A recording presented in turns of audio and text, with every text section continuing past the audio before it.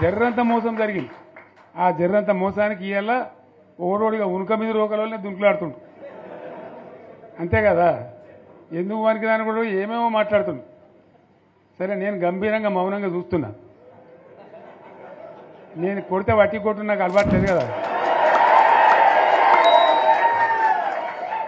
నేను వెళ్ళినా అంటే మళ్ళీ భూకంపం పుట్టాలి. ఇక చూద్దాం ఎక్కడి దాకా చేస్తారో, వీళ్ళ కథ ఏందో చూద్దాము. మనోళ్ళందరూ కూడా ప్రతిపాదిస్తుంది ఏంటంటే, ఒక సంవత్సరం జరిగిపోయింది, సంగమేశ్వర ఆన్నే పన్నది, బసవేశ్వర ఆన్నే పన్నది, పాలమూరు ఎత్తిపోతల పథకం ఆన్నే పన్నది, కాళేశ్వరం అట్లా ఎండబెడుతున్నారు. ఇవన్నీ అన్యాయాలున్నాయి. కాబట్టి ఫిబ్రవరి నెలాఖరులో ఒక పెద్ద బహిరంగ సభ పెట్టాలి, వీళ్ళ కథ చూడాలి అనేది జరుగుతూ ఉంది. కాబట్టి మీరు కూడా పెద్ద ఎత్తున దయచేసి ఆ సభకు కదిలి రావాలి. అంత దూరమే ఉండదు.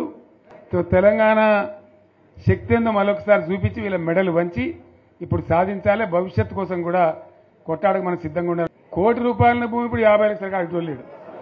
పిల్లల్ని చదివించుకోవాలనుకోవడం ఏమన్నా నేరమా? ఎందుకు అడ్డుకుంటున్నారు నువ్వు, నీ కొడుకు, నీ అల్లుడు అని నేను అడుగుతున్నా. 12 నెలలు కానీ ప్రభుత్వం అప్పుడే దిగిపోవాలంటున్నాడు. 10 ఏళ్ళలో నువ్వు చెయ్యని పనులు మేము చేసినాం కదా. ఏం బాగలేదు పాలన. ఆయన కొడితే గట్టి కొడతాడంట. ఆయన కొడితే ఎంత గట్టి కొడతాడంట అంటే ఇక అది చెప్పనలవి కాదంట. నేను అడగదలుచుకున్న మా సోదరుడు, అయ్యా ఆయన గట్టి కొట్టడానికి ఫుల్లా ఆఫా? ఏంది గట్టి కొట్టడానికి? ఏం కొడతాడు ఆయన? కొడితే గిడితే ఓ ఫుల్ ఓ ఆఫ్ గట్టి కొట్టగలడు. అంత మించి గట్టి కొట్టేది ఏందుంది? 10 ఏళ్ళు నువ్వు గట్టి కొట్టేటోని ఆయన ఉంటే, నిజంగానే నువ్వు గట్టి కొట్టాలంటే డ్రగ్స్ పార్టీలు ఫామ్ హౌస్లలో చేస్తున్న నీ కొడుకును వంగబెట్టి గట్టి కొట్టు, వానికి బుద్ధి వస్తుంది. ఢిల్లీలో లిక్కర్ దందాలు చేసి తెలంగాణ గౌరవాన్ని తీసిన నీ బిడ్డను దవడ మీద అంగబెట్టి గట్టి కొట్టు. తెలంగాణ పరువు తీసినందుకు గట్టి కొడితే వస్తుంది.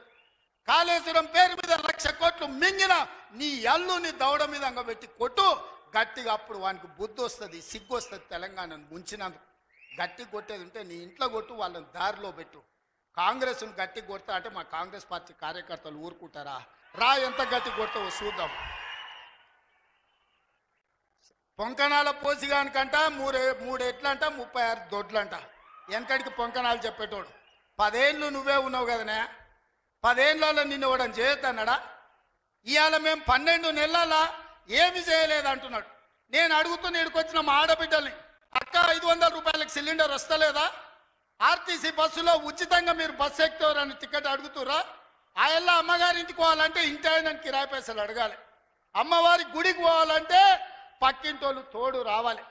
ఇవాళ 500 రూపాయల సిలిండర్, ఆడబిడ్డల కార్తీలో ఉచిత ప్రయాణం, 200 యూనిట్లు ఈరోజు ఉచితంగా కరెంటు, 25,50,000 రైతులకు 21,000 కోట్ల రూపాయల రైతు రుణమాఫీ చేసినాం. రైతు భరోసా కేసీఆర్ ఎగనామ పెడితే వచ్చిన ఎంబడే 7,625 కోట్ల రూపాయలు ఇవాళ రైతు భరోసా మొదటి విడత ఇచ్చినాం. రెండో విడత ఈరోజు రైతు భరోసాల 10,000 కోట్ల రూపాయలు, ఎకరాకు 12,000 సంవత్సరానికి ఇవాళ మనం మొదలు పెట్టినాం. మార్చి 31 లోపల ఈరోజు రైతు భరోసా నిధుల్ని రైతుల ఖాతాలో వేయదలుచుకున్నాం. నిరుద్యోగ యువకులకు 55,000 ఉద్యోగాలు ఇచ్చినాం. ఇవాళ ఆడబిడ్డలకు, మహిళా సంఘాలకు పాఠశాలలు నిర్వహించుకోనికి అమ్మ ఆదర్శ పాఠశాల ఇచ్చినాం.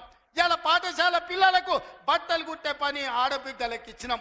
ఇవాళ 1000 మెగావాట్లు సోలార్ విద్యుత్తు ఆడబిడ్డలకు ఇవాళ నిర్వహించుకోవడానికి ఇచ్చినాం. ఇవాళ మహిళా సంఘాలకు 600 బస్సులు కొని ఆర్టీసీకి ఇవాళ కిరాయిలకు పెట్టే అవకాశం మా ఆడబిడ్డలకు ఇచ్చినాం. ఈ రకంగా చెప్పుకుంటూ పోతే ఈరోజు కొడంగల్ నారాయణపేట లిఫ్ట్ ఇరిగేషన్ మహబూబ్ నగర్కు తీసుకొచ్చినాం. 5,000 కోట్ల రూపాయలతో కొడంగల్ అభివృద్ధి పనులు, 1000 కోట్లు ఇవాళ నారాయణపేటలో అభివృద్ధి పనులు తీసుకున్నాం. పాలమూరు ప్రాజెక్టు పూర్తి చేయాలని ఇవాళ ముందుకు పోతున్నాం.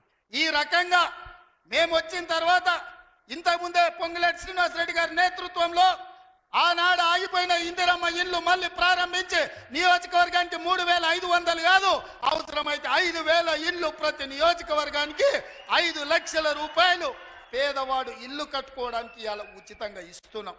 నువ్వు ఎన్ని డబుల్ బెడ్రూమ్ ఇండ్లు ఇచ్చినావు 10 ఏళ్ళని నేను అడుగుతున్నా. సంవత్సరంలో 5 లక్షల ఇండ్లు మేము ఇస్తాం. ఆనాడు 10 ఏళ్ళ 25 లక్షల ఇందిరమ్మ ఇండ్లు మేము ఇచ్చినాం. నేను అందుకే ఇవాళ టీఆర్ఎస్ వాళ్ళకు ఒక సవాల్ విసురుతున్నా. చిత్తశుద్ధి ఉంటే మీరు రాండి. ఏ ఊర్లో అయితే ఇందిరమ్మ ఇండ్లు ఉంటాయో రేపు సర్పంచ్ ఎన్నికలలో మేము ఓట్లు అడుగుతాం. ఏ ఊర్లో మా ఇందిరమ్మ ఇండ్లు లేవో మేము ఎన్నికల్లో పోటీ చేయం. నువ్వు నీ డబుల్ బెడ్రూమ్ ఇండ్లు ఉన్న ఊర్లలోనే నువ్వు పోటీ చేయాలి. నీకు దమ్ముందా?